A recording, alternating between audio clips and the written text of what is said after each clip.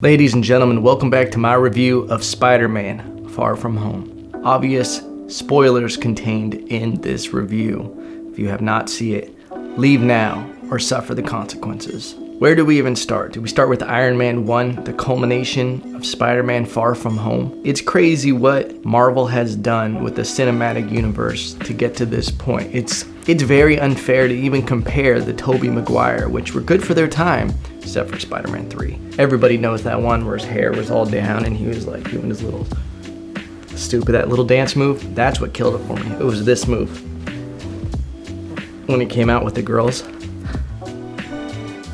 What? You can't really compare those Spider-Man movies to this one. It's not fair. This one has been a culmination of all the Marvel movies combined leading up to this moment. We're very spoiled with the comic book movies now. Spider-Man Far From Home picks up where Endgame left off. We kind of get caught up to speed on everything that's happened since Endgame and the whole blip where everybody disappeared. I think it started off great. I was actually going into this wondering how they were going to pull off Mysterio on this level and what they had done and everything, and I was like, I don't know how they're going to do this. This is going to be a very hard character to pull off in a Marvel movie, but what do I know? Marvel has shocked me before. I think they did phenomenal. If I was going to give this a rating, I'll give it a 9.6 out of 10. I think it's hard to follow a movie like Endgame. It is so cinematic and so many crossovers that you almost become numb to just a regular superhero movie. But Spider-Man was able to finesse its way back into a single superhero movie. I think a lot of that goes to Tom Holland's acting ability and be able to carry a movie like this. And having somebody to act across from like Jake Gyllenhaal, it's not the worst thing to have. I think the storyline was great. I think the fact that they were using drones and showing all this technology and Edith, I thought it was all a great storyline. I don't have very many complaints about this movie. More of this is just, I'm not really a technical person with these breakdowns and not going to give you these Easter eggs. It's more of just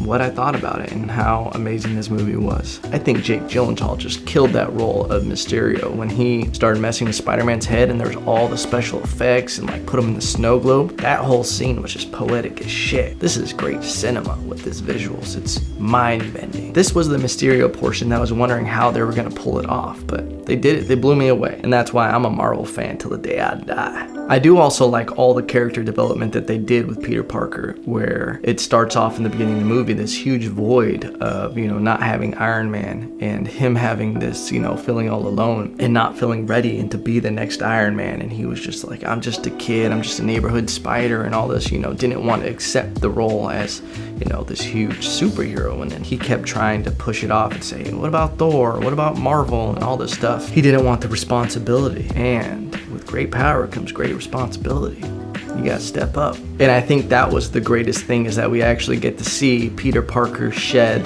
that naive persona that he has from being happy-go-lucky, big twinkly eyes. When Mysterio just takes advantage of him and he realizes the mistake that he's done, he kind of becomes hardened to the whole situation. Is like, you know what?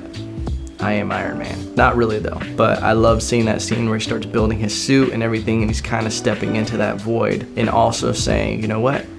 It's time to put up or shut up. Obviously the action was amazing. That's the cherry on top for me. Me personally, my favorite thing is the storyline and the character development. I love seeing arcs. That's why we love Marvel movies, is you love seeing a hero who gets beat down and then you love seeing him build himself back up and you love seeing him win, and that good defeats evil. That's why we all love it, and in some ways it inspires us. It makes us feel good. But on a very surface level, I just love the story. It's juicy, it's a drama, it's epic, it's everything a man wants in life. So obviously this movie ends with controversy, and now people know who Spider-Man really is, Peter Parker, and we get to see that Nick Fury wasn't even in the movie. It was the Skrulls the whole time. And a buddy of mine, Matt Smith, actually gave me this bold prediction, and which is actually a very good theory, is that in the next movie, they're gonna try to play it off like the Skrulls were impersonating Peter Parker just to hide his identity. An interesting theory. Overall, I'm excited to see where the Spider-Man saga goes. Allegedly, they want to build 9 movies around this Spider-Man. They want to do a few in high school, a few in college, and a few as Spider-Man as an adult, which I think is great to have a character like Tom Holland who's going to naturally grow with his character, and then we're going to get to see that unfold. Similar to the way we saw the whole Marvel Cinematic Universe just expand as we got older. It's an amazing time to be alive. We have great stories around us. Let me know what you thought of Spider-Man Far From Home, what you think is going to happen in the next movie, and what you thought about the twist at the end that people are going to know who Peter Parker really is. And the whole theory that they're going to try to use the scrolls to hide Peter Parker's true identity. Thumbs up if you like it, thumbs down if you hate me, and remember, no matter what, I still love you.